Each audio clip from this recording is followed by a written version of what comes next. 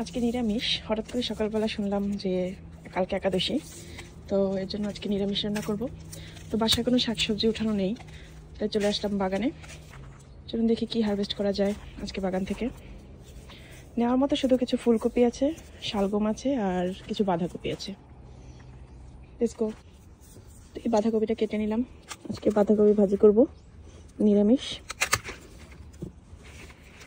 দুইটা কেটে নিলাম, আর কিছু শালগম উঠিয়ে নেই।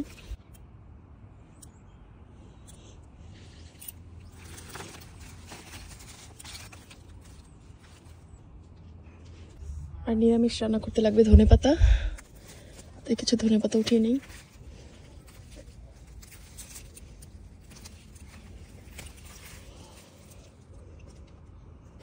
তাই তো এগুলো আজকে পেলাম। আজকে চলো রান্না লেগে পড়ি। আর ভাবলাম কয়েকটা সেচি শাক দিয়ে বড়া বানাই, যেহেতু আজকে নিরামিষ, তো কিছু বড়া বানানো যাবে। কিছু সেচি শাক উঠাই বড়া বানানোর জন্যে।